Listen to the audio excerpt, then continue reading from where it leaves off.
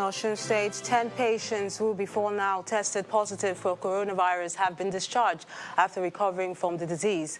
The governor of the state, Mr. Aboyega Oyetola, broke the news at a media briefing in Osogbo, the state capital. The coronavirus cases in the state increased following the arrival of some Ivory Coast returnees to the state. According to the governor, the remaining 7 patients are responding to treatment and will soon be discharged. The release of 10 patients today brings to 11 the number of cases that have tested negative twice and have been discharged after treatment in Osun State. And as Delta State records its 3rd case of COVID-19, authorities in the state are enforcing extra measures aimed at containing the spread of COVID-19 in the state. The state government wants to ensure high compliance with the lockdown directive as the deputy governor leads the monitoring team to Patani, a border town between Delta and Bayelsa State, as well as another border town between Delta and Edo State. Vehicles are checked one after the other, causing a gridlock, but necessary to effect full compliance.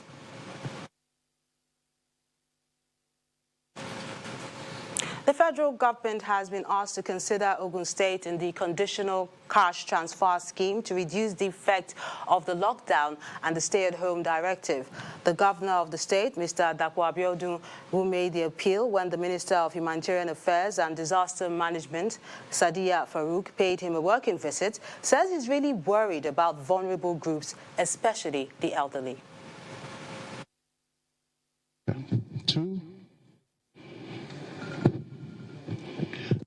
We appreciate all the steps that you're taking to support us. This particular conditional cash transfer is something that I believe that is needed now more than ever.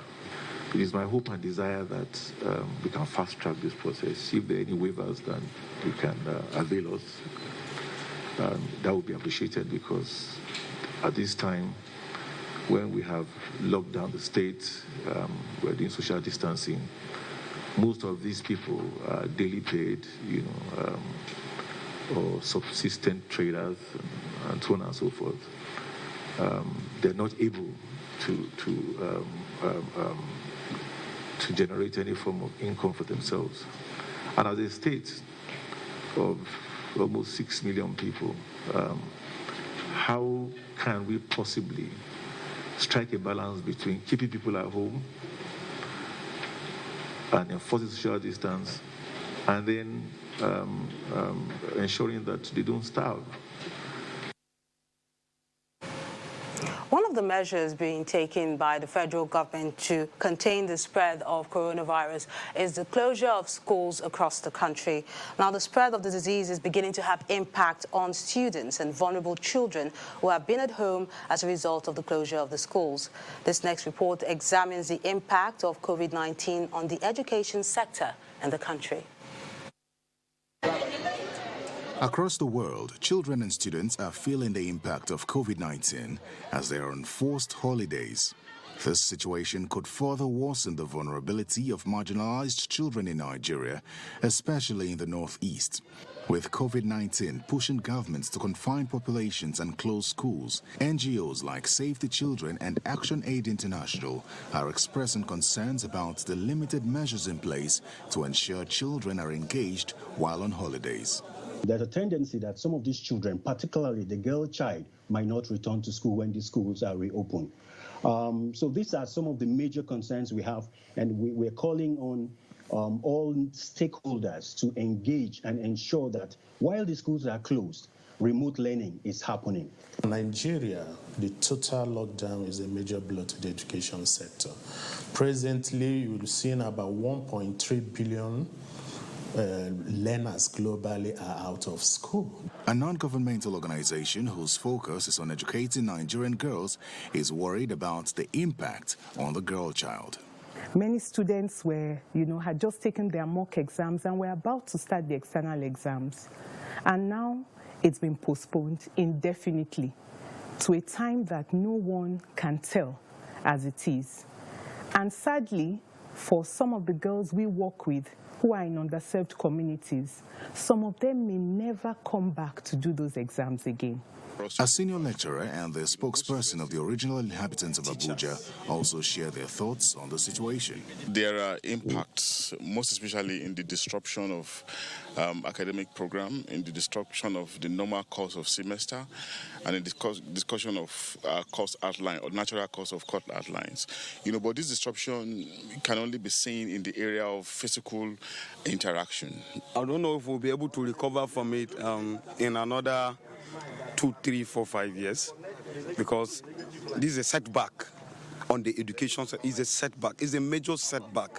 Some students also speak on the situation as it affects them. That affected us in the case that as we are going to school, a lot of things that I've learned, we are going to have to revisit it, because a lot of people are going to have forgotten, and a lot of teachers, a lot of lecturers who knew where they were before, they'll have to restart from the beginning on this.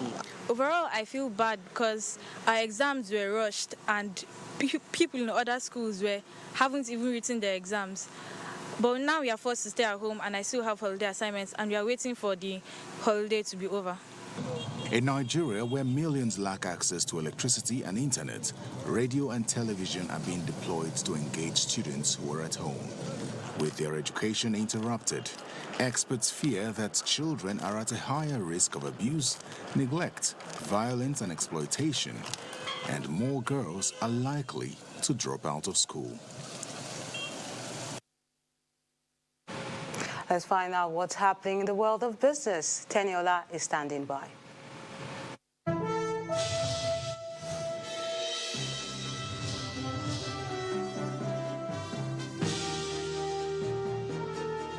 News.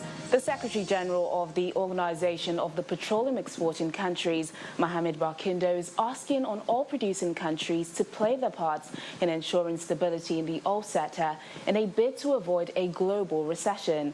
Mr. Barkindo told G20 energy ministers during a virtual meeting that the oil industry needs to be addressed collectively and urgently. We see global GDP growth in 2020 at a negative 1.1%, a greater contraction than that for the Great Recession of 2008 and 2009. And global oil demand growth is forecast to drop by a whopping 6.8 million barrels a day, with the second quarter alone around 12 million barrels a day and still counting. These, Mr. Chairman, are jaw-dropping numbers. The jaw drops even further when we look at the supply and demand imbalance in the second quarter 2020 if no action is taken. There could be a colossal excess volume of about 14.7 million barrels a day, which would add a further 1.3 billion barrels to global crude oil stocks.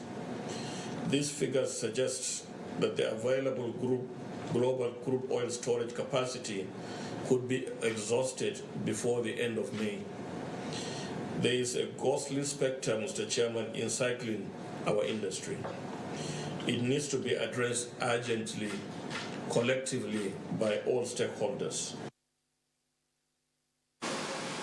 Meanwhile, the African Petroleum Producers Organization is throwing its weight behind the agreement between the Organization of the Petroleum Exporting Countries and OPEC Plus to cut crude oil production by 10 million barrels per day. A statement by APPO adds that its members who are not in the OPEC Plus are willing to add to the global effort at stabilizing the oil market by effecting cuts on their daily production. It adds that APPO members made up of 18 African countries, including Nigeria, will inform the OPEC Secretariat on details of the cuts as soon as possible.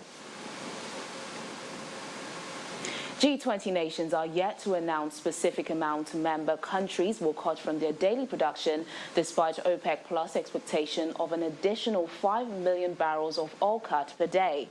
Energy ministers from the group of 20 major economies says stabilization in the market is needed, while also setting up a focus group to monitor countries' efforts to curb production.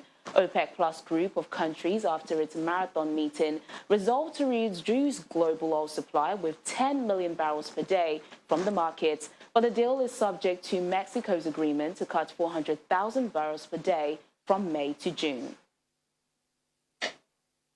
The Financial Reporting Council of Nigeria has released a draft of guidelines to external auditors in view of their roles in concluding financial statements of companies within the period of COVID-19 pandemic. A breakdown of 3 major audit categories released by the Council shows that 2019 financial statements already reported may only have accounting issues, while ongoing audits for the period ended December 2019 will require disclosure of non-adjusting events after the reporting period.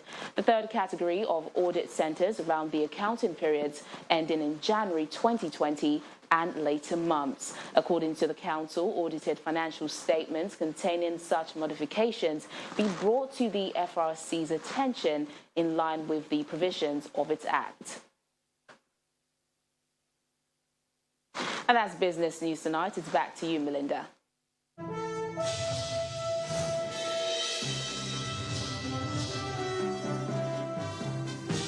Many thanks, Tenny.